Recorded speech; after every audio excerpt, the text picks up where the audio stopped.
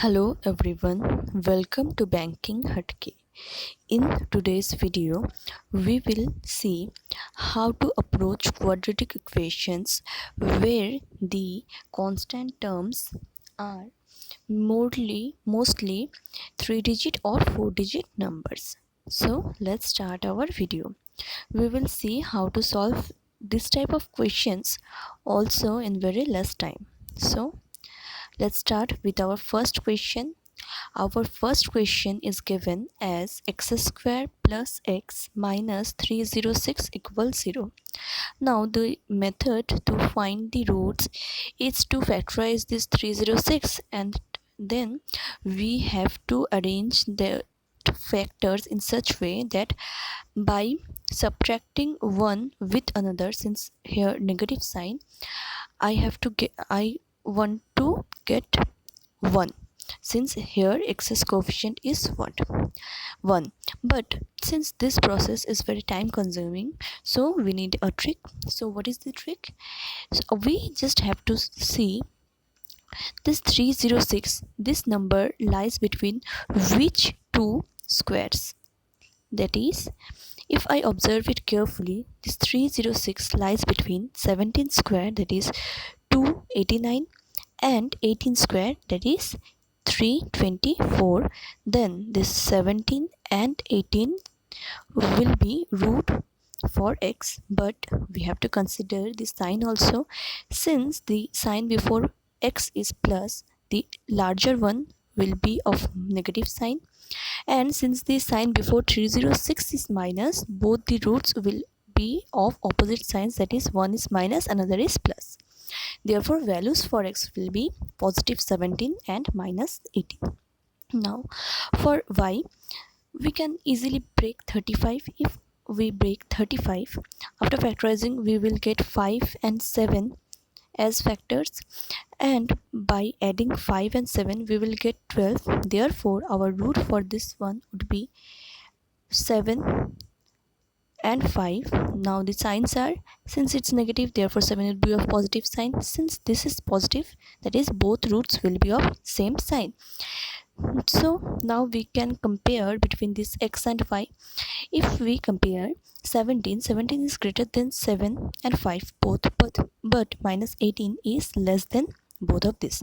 Therefore we cannot establish any relation between x and y. Therefore C and D would be our answer. Now move on to our next question. In this question, it is just like the previous one, but something is different. That is, here the coefficient of x square is 2, and here the coefficient of y square is 1. At first we have to make it same, that is we have to multiply the second one with 2. Now the rule is to multiply the x square's coefficient and constant term, and next we have to break it. If we multiply it, we will get 1056. Next we have to find out the squares between which this number lies. Whenever the coefficient of this middle term is 1, we will applying this process. Now this 1056 lies between 32 square, that is 1024, and 33 square, that is 1089.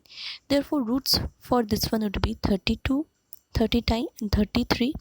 And if we consider the signs, this larger one, that is 31, will have negative sign, since here plus is there, and since here negative sign is there, that is the both roots will of different signs. Therefore values for x would be 32 and minus 33.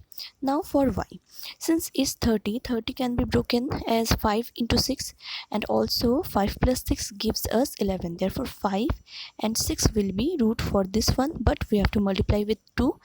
So 10 and 12 would be our roots. Now if we compare this to 32 is greater than both of this, but minus 33 is less. Therefore in this case also we cannot determine we cannot establish any relationship. So move on to next question. This question, here also coefficient of x square and y square are not same, so we have to multiply the second one with 2. For the first one, if we multiply 2 with 45, we will get 90. Now if I break 90 as 10 and 9, we will get 19 if we sum add these two, therefore the roots for this would be 10 and 9.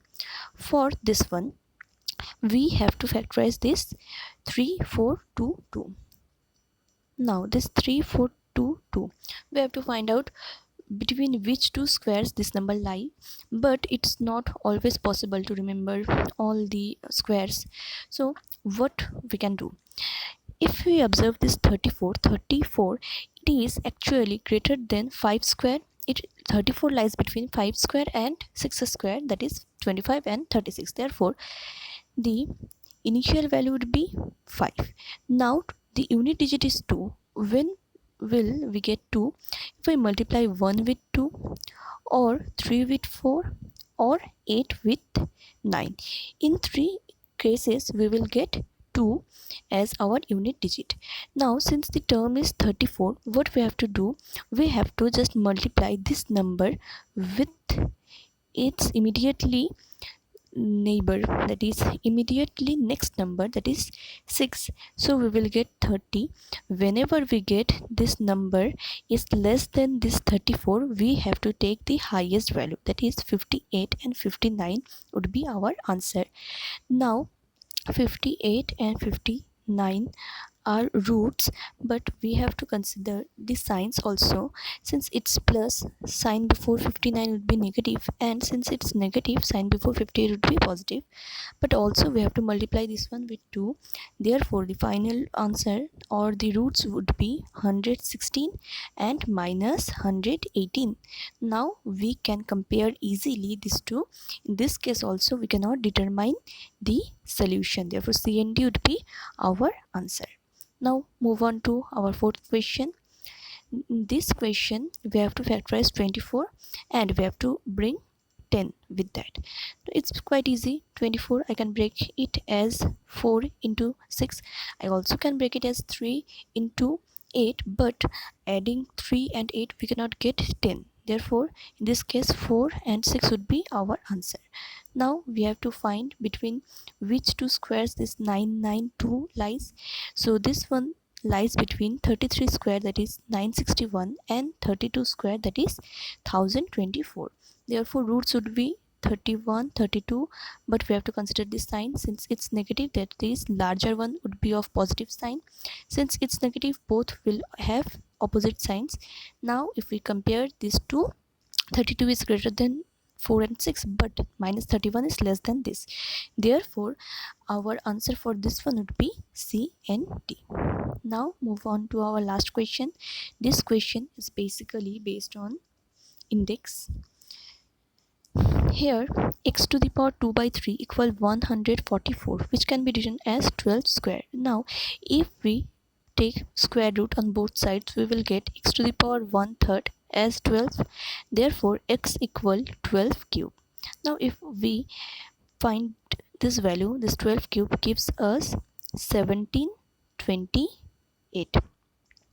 Now for the second one, this y to the power 2 by 7 equal 9, that is 3 square. Again taking square root on both sides, y to the power 1 by 7 equal 3, or y equal 3 to the power 7. This 3 to the power 7 can be written as 3 to the power 4 and 3 cube, that is 81 into 27. Now if we multiply it, we would get 7, 8 and 2 1, 2187. Now if we compare these two, we can easily say y is greater than x. So this is our answer. So this is all about this video. I hope you find this video helpful. Thanks for watching.